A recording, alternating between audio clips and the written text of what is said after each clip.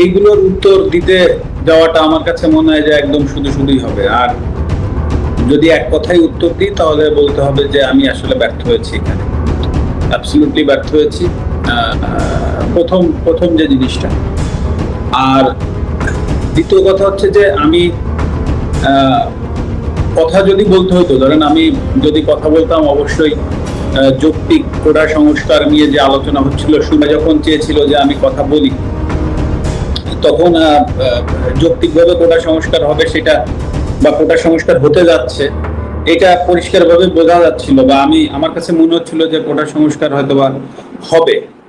কিন্তু তারপরে যে ঘটনাগুলো ঘটতে থাকলো, তখন আসলে এমন একটা পরিস্থিতি হলো যে যখন সবাই চাচ্ছে যে আমি একটি স্ট্যাটাস দিই বা আমি পাশে থাকি, তো তখন আসলে পরিবেশটা এমন জায়গায় গিয়েছে যে আমার কাছে মনে হচ্ছিল যে আমি যদি এখন একটা স্ট্যাটাস দিই বা আমি যদি যে কোনো কিছু লিখি, তো সেইটাকে কেন্দ্র করে যদি আরো ম্যাসিভ বা আরো বড় কিছু হয়ে যায়, তা আসলে সেই জিনিসটা সামাল দেওয়ার অ্যাবিলিটি আমার আছে কিনা।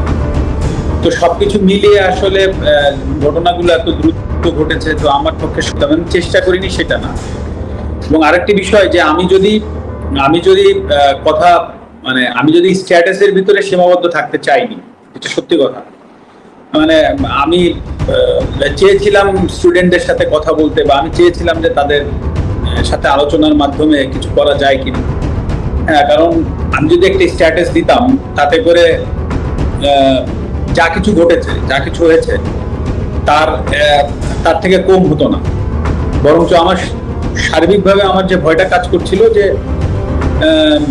আমার স্ট্যাটাসের কারণে বা আমার কোনো একটা ভুল পদক্ষেপের কারণে যদি জিনিসটা আরো বড় হয়ে যায়, তখন সেটা সামাল দেওয়ার আমার ক্ষমতা আছে কি। আর আমি যে বাড়িটা নড়াইলে আমার মাকে করে দিয়েছিলাম 2000, যেটা বলছি বারবার, 15 সালে, তো ধরেন সেই বাড়িটা তো এখন আর নাই, এখন তো ভেঙে চুরে শেষ করে দিয়েছে।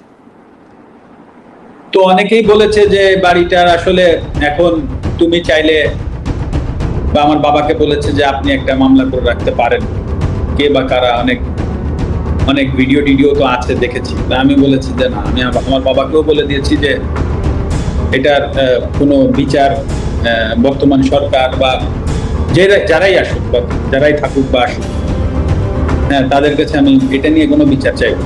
কারণ এটা আমার কাছে মনে হচ্ছে যে আসলে এই বাড়িটা তো আসলে যশোর থেকে এসে বা খুলনা থেকে এসে বা ঢাকা থেকে যে কেউ ভাঙি। হ্যাঁ, নড়াইলের মানুষ কোনো না কোনো জায়গার থেকেও ভাঙছে। তো আসলে আমি নড়াইলের মানুষের বিরুদ্ধে আর বিচার চাইবো না। তো যেটা হয়ে গেছে তো ওটা আমি একসেপ্ট করে নিচ্ছি। হয়তো বা আমার কাছে, আমি এভাবে একসেপ্ট করে নিচ্ছি হয়তো বা আমার কোনো ভুল ছিল, আমি কোনো ভুল করেছি, হয়তো বা তার জন্য ওনারা হয়তো বা এসে ওটা করেছে। তো বিন্দুমাত্র কষ্ট এখন আর নাই। আমি মানে কষ্ট নাই, এই কথাটা ভুল, মানে কারো প্রতি রাগ ক্ষোভ এগুলো কিছুই নাই। তো আমিও আশা করব নড়াইলবাসীর প্রতি যে আমার কোনো ভুলে বা কোনো জায়গায় যদি কষ্ট হতে থাকে, তো আশা করি তারা তো একটা স্টেপ নিয়েছে, তারাও আমাকে এই জায়গা থেকে ক্ষমা করবে।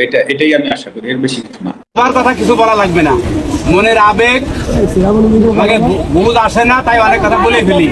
উনিও তাই ধৈর্য ধরে শুনতেছে, কিন্তু মোস্তফার ব্যাপারে কিছু বলার অবকাশ নেই বলার।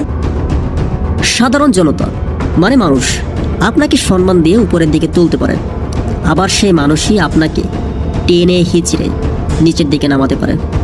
এটাই প্রকৃতির নিয়ম। যেমনটা আগেরকার দিনে ধরা হতো যে বাংলাদেশি ক্রিকেটের আইডল মাশরাফি বিন মুর্তজা, এমনকি বাংলাদেশের তরুণদের আইডল ছিলেন। তবে সময়ের পরিবর্তনে মুর্তজা একেবারে ঘুরে গেল। তিনি এবার কোটা সংস্কার আন্দোলন নিয়ে কিছুই বলেননি। তিনি নন, শুধু সাকিব আল হাসানও কিছু বলেননি, যার কারণে ছাত্র জনতা তাদের উপর খেপে যায়। যার ফলে প্রধানমন্ত্রী শেখ হাসিনা তিনি দেশ ত্যাগ করার পর মাশরাফি বিন মুর্তজার বাড়িতে গিয়ে হত্যাযজ্ঞ চালায় দুর্বৃত্তরা। মাশরাফির বাড়িতে আগুন ধরিয়ে দেয়, বাড়িতে কিছুই রাখেনি অবশিষ্ট। তবে মাশরাফি রীতিমতো যেন একেবারে ভেঙে পড়েছেন, যেমনটাই ফুটেজ চিত্রতে দেখা গিয়েছে। তবে সেক্ষেত্রে বলা যেতে পারে যে মাশরাফির এমন দিনের জন্য তিনি কি নিজেই দায়ী? তবে জানাতে পারেন কমেন্ট করে। ধন্যবাদ।